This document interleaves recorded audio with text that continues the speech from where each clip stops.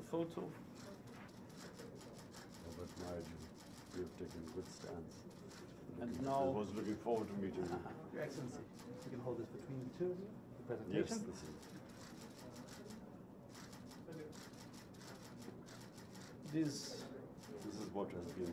Excellent. If we can bring a little bit forward so that we can present in front of the media. Thank you, sir. This very beautiful monument of a great artist, Amin Gul, Yes, Gulji is one will of them. remain forever in the UN premises in New York. Thank you.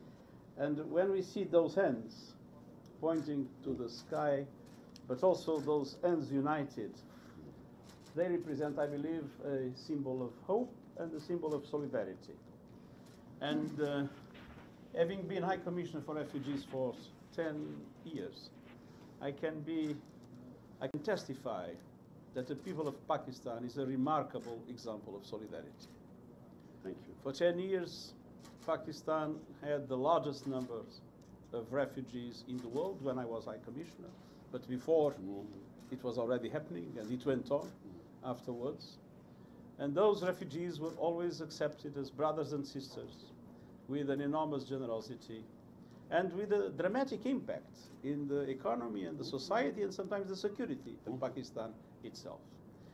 And it is also that example of solidarity we see with Pakistani peacekeepers all over the world, sometimes sacrificing their lives for the protection of civilians in order to allow democracies to be consolidated, in order to allow peace processes to be successful, and in order to allow civilians to be protected against all kinds of risks and dangers promoted by armed groups, sometimes even by terrorist organizations. And this is the reason why we are very grateful for this monument, and we believe this monument represents the very close cooperation between Pakistan and the United Nations, and also this symbol of solidarity that I always felt when visiting Pakistan is typical of the way the Pakistani people live and the Pakistani people share with all those that were received so generously in the country. Thank you very much, Prime Minister. Thank you. Thank you very much.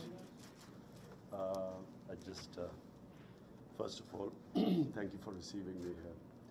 The object of my, especially coming for this session, despite difficult conditions right now in Pakistan, we're just emerging out of a crisis, economic crisis, was because I feel I had to come here, speak to you, that the United Nations must prevent an impending genocide that is likely to take place in Kashmir, because 8 million people have been put under curfew now for 55 days. And my fear is that when the curfew is lifted, there will be bloodshed because there are 900,000 troops there. So it is easier to prevent a crisis. It's much more difficult once the crisis is full-blown. Then it is your options become very limited. So I hope to speak to you about that, Antonio. Pleased to meet you. Thank you, sir. Thank you.